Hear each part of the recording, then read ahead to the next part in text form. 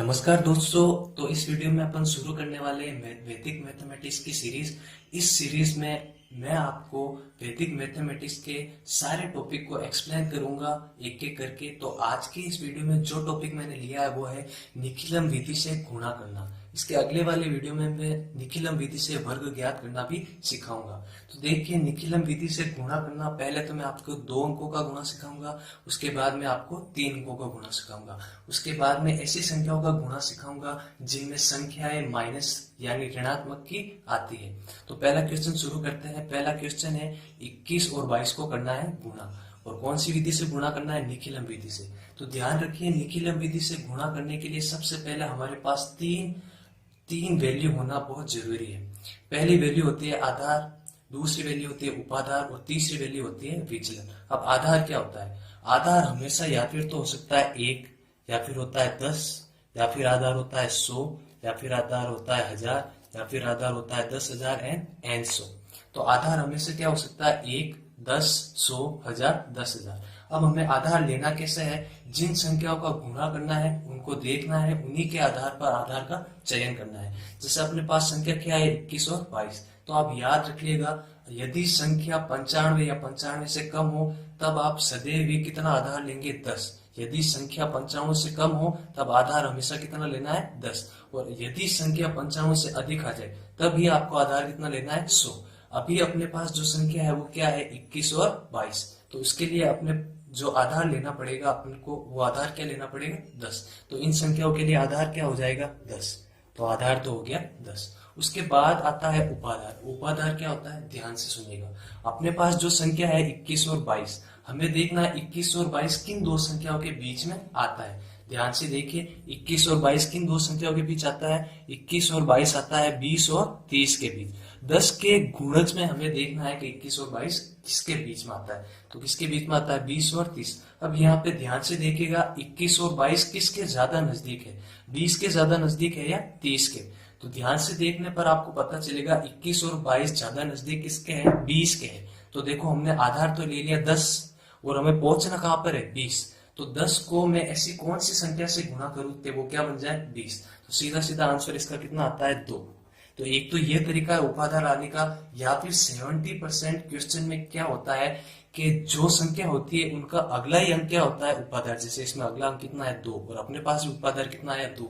लेकिन ये जो ट्रिक है वो कुछ ही क्वेश्चन में काम आती है, कुछ क्वेश्चन ऐसे आ जाते हैं जिसमें ये काम नहीं आती है। इसलिए मैंने आपको बता दिया उपाधार कैसे लेते हैं। तो आधार हमारे पास आ गया, उपाधार हमारे पास आ गया। अब अपने पास क्या बचा है? विचलन। तो ध्यान से देखिएगा, विचलन कैसे निकालना है। विचलन निकालने के लिए सूत्र क्या होता है? संख्या माइनस आधार इंटू उपाधार। संख्या मतलब एक बार तो आपको संख्या लेनी 21।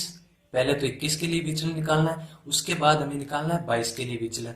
तो एक बार तो यहाँ पर लिख दीजिए 21 और एक बार यहाँ पे लिख दीजिए 22, माइनस और ये माइनस। यहाँ पे क्या लिखा है? आधार और उपाधार। देखिए, आधार हमारे पास कितना आया है? 10, और उपाधार हमारे पास कितना आया है? 2। तो 10 और 2 को गुणा करने पर हमें कितना मिलेगा? 20। और वापस यहाँ भी कितना आएगा? 20। तो देखिए, 21 के लिए विचलन कितना आएगा? 21 में से 20 जाएगा, कितना बचेगा? 1। और 22 के लिए विचलन कितना आएगा? 2। तो इस तरीके से हमने आधार, उपाधार और विचलन तीनों निकाल लिए हैं। आशा करता हूँ आपको अच्छे से समझ में आ गया होगा। मैंने एकदम डिटेल में अच्छी तरीके से आपको बताया है। अब देखिए, गुणा करना कैसे है। एक तरफ तो आपको लिखनी है संख्या और एक तरफ आपको क्या लिखना है? विचलन। संख्या में तो जिन संख्याओं का गुणा करना है उनको लिखना है, लेकिन लिखना कैसा है? स्तंभ के रूप में। इस प्रकार लिखना है 21 और इस प्रकार लिखना है 22, और उनके सामने लिखने हैं उनके विचलन। जैसे 21 का मैं विचलन मैंने निकाला, कितना आया? 1, और 22 का विचलन मैंने निकाला, कितना आया? 2। फिर उसके नीचे एक ऐसे लाइन बना दीजिए। ठीक है। अब आपको करना कुछ नहीं, मैं एक शॉर्ट ट्रिक बताता हूँ आपको। ज्यादा फॉर्मूले के चक्कर में कुछ नहीं पड़ना है। सीधी सीधी 2 लाइनें आपको याद रखनी है। एक लाइन तो यहां से जाएगी तिरछी, एक तो क्रॉस लाइन जाएगी जो किसका काम करेगी? प्लस का, और एक लाइन जाएगी पीछे से, वो किसका काम करेगी? मल्टीप्लाई का, यानी गुणे का। याद रखिएगा, एक लाइन तो यहां से जाएगी क्रॉस वाली जो किसका काम करेगी? प्लस का, और एक लाइन पीछे से जाएगी जो किसका काम करेगी? गुणे का। तो ध्यान रखिए, यहाँ पे क्या लिखा है? 21 में हमें जोड़ना है कितना? 2, यानी पहली संख्या के साथ हमें जोड़ना है दूसरी संख्या का विचलन। तो जोड़ लीजिए, 21 में हमने जोड़ लिया 2। जोड़ने के बाद इसे करना है कोष्टक में बंद और फिर इसको गुणा करना है किससे, उपादान अंक से। ध्यान रखना, क्रॉस में जोड़ने के बाद कोष्टक में बंद करा और गुणा किससे करना है, उपादान अंक से। उपादान अंक अपने पास कितना है, 2, तो इसको किससे गुणा करेंगे, 2। फिर हमें एक ऐसा चिन्ह बनाना, याद रखिए चिन्ह ऑब्लिक का नहीं है, ये बस खंडों को विभाजित यानी अलग करने के लिए चिन्ह का प्रयोग किया जाता है। पहले तो हमने क्रॉस में जोड़ लिया, फिर उपादान अंक से गुणा कर लिया। पीछे देखो मैंने आपको एक लाइन बताई थी मल्टीप्लाई वाली, यानी क्या है, पीछे वाले जो दोनों विचलन, इन दोनों विचलनों को क्या करना है, गुणा। तो 1 और 2 का गुणा कर लीजिए, तो 2 एकम कितना होता है, 2।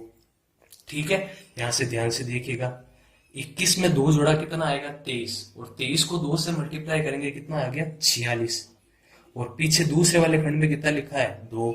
ठीक है, अब यहाँ पे देखिए निखिलम में नियम क्या होता है, यहाँ पहले खंड को छोड़कर बाकी जितने भी खंड आएंगे उनमें उतनी ही संख्या होनी चाहिए जितना आधार में 0 है। देखो हमारे पास आधार में 0 कितना है, 1 0, तो पहले खंड को छोड़ के, ये एक ही खंड है, इसमें कितनी संख्या होनी चाहिए, 1 संख्या। यहाँ पे ध्यान से देखो पहले से हमारे पास एक ही संख्या है, तो कुछ भी नहीं करना है, सीधा ये आप निशान हटा दीजिए, आपका आंसर क्या आ गया, 462। अगले सवाल की तरफ बढ़ते हैं। अगले सवाल में हमें गुणा करना है 91 और 92 को, तो वही हमें आधार निकालना है, उपाधार निकालना है और विचलन निकालना है। अगर आपको ऊपर समझ में नहीं आया तो मैं वापस अच्छे से समझा रहा हूँ, एक बार वापस देख लीजिए। आधार क्या होता है, आधार या फिर तो होता है 1, या फिर होता है 10, या फिर होता है 100, या फिर 1000, 10,000 एंड 100। अभी मैंने आपको बताया था यदि संख्या 55 से क्या हो कम, मैं वापस लिख देता हूँ साइड में, संख्या यदि 55 से क्या हो कम, तब तो आधार सदैव कितना आएगा, 10 आएगा। अपने पास जो संख्या दे रखी है उसको ध्यान से देखो, क्या ये जो संख्या है वो 95 से कम है, तो 91 और 92 दोनों ही 95 से कम है, तो इसके लिए आधार कितना आ जाएगा, 10।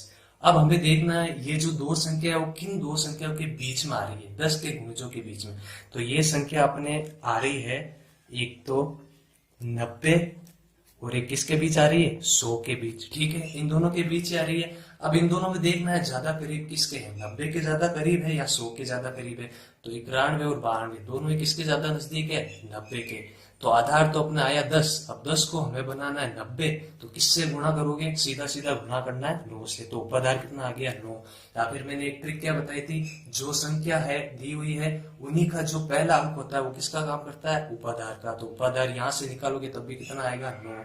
अब हमें निकालना है विचलन, तो विचलन कैसे निकालना है, संख्या में से क्या घटाना है, आधार और उपाधार का गुणा।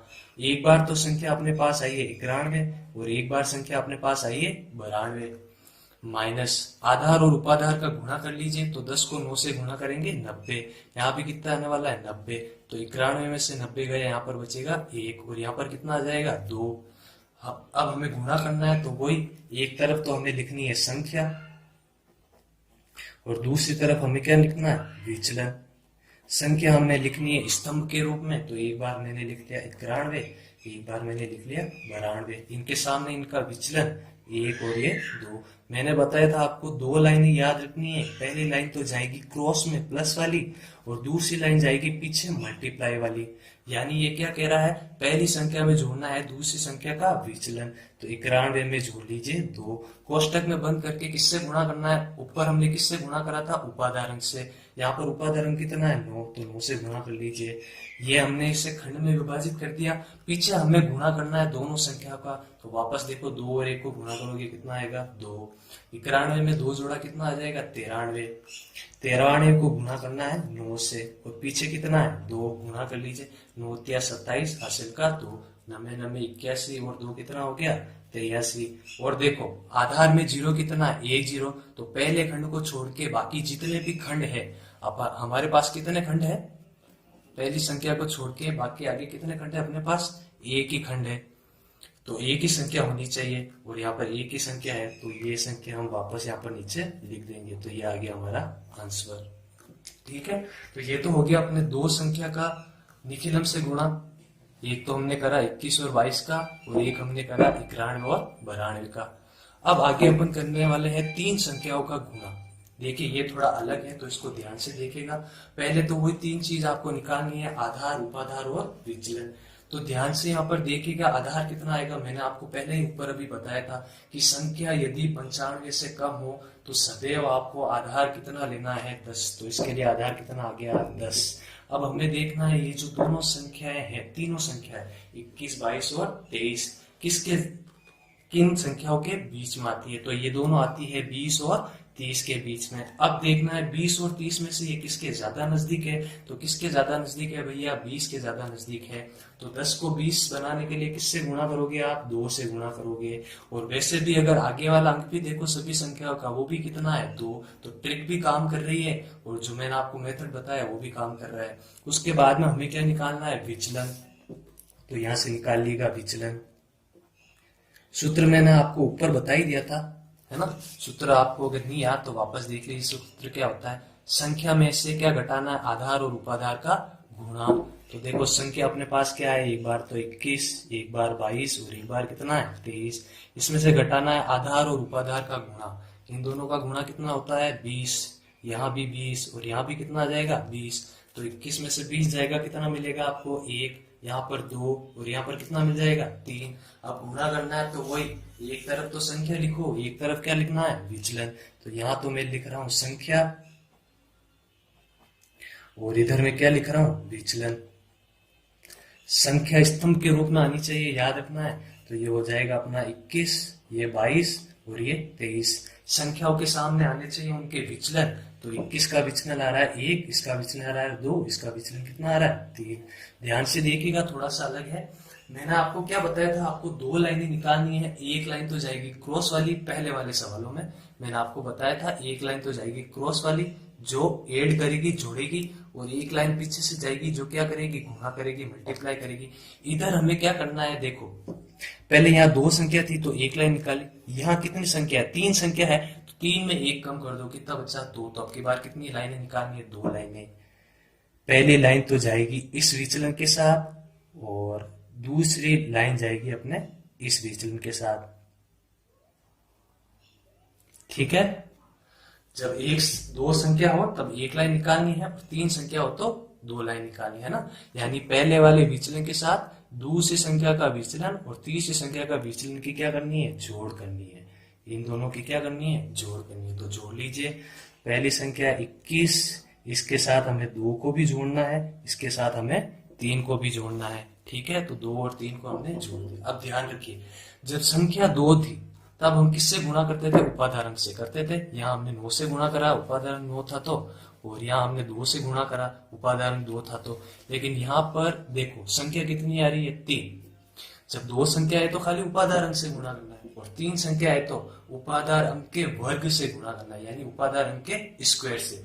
अपने पास उपाधार अंक कितना है 2, तो 2 के स्क्वायर यानी 2 के वर्ग से अपन ने क्या कर लिया, गुणा कर लिया। देखो पहले वाले सवालों में फिर आगे क्या करते थे, गुणा करते थे। इसमें भी गुणा ही करना है। लेकिन देखो जब 2 संख्या होती थी तब 2 स्टेप आते थे, 2 ही खंड बनते थे। यहाँ 3 संख्या तो 3 खंड बनेंगे। तो गुणे करने का पैटर्न भी यहाँ बदल रहा है। अब गुणा कैसे करना है, पहले गुणा करना है पहले और दूसरे विचलन को, फिर गुणा करना है दूसरे और तीसरे विचलन को, और फिर गुणा करना है आपको पहले और तीसरे विचलन को, यानी 1 2 2 3 और 1 और 3। समझ में आया। तो पहले किससे गुणा करना है, पहले और दूसरे विचलन को। तो 1 इंटू 2, ठीक है। गुणा करने के बाद निशान लगाओगे प्लस का, ऐड करोगे हमेशा। दूसरे और तीसरे विचलन को गुणा करिए तो 2 इंटू 3, फिर प्लस का निशान। अब पहली और तीसरी को तो 1 इंटू 3। देखो उपाधार की जो घात है आप घटते हुए क्रम में लेंगे। ऊपर भी हमने वैसे ही किया, आपने नोट कराओ तो पहले उपाधार की घात ली 1, अब इसके ऊपर कुछ भी घात नहीं है तो 1 तो मान ही सकते हो। फिर आगे हमने क्या ली 0, यानी कुछ भी नहीं। अगर 9 की घात 0 लिख भी देते उसकी भी वैल्यू कितनी होती है 1, क्योंकि किसी भी संख्या के ऊपर घात 0 हो उसका मान कितना हो जाता है 1। तो उसको लिखने का कोई मतलब नहीं रहता, इसलिए लिखते नहीं। लेकिन यहाँ तो हमें लिखना पड़ेगा। पहले अपने घात कितनी ली 2, तो अब घात लेनी है 1। तो 2 की घात 1 से हमें क्या करना है, गुणा 2 की घात 1 से। अब घात 1 लिखने का मतलब नहीं है क्योंकि इसकी वैल्यू 1 ही होगी।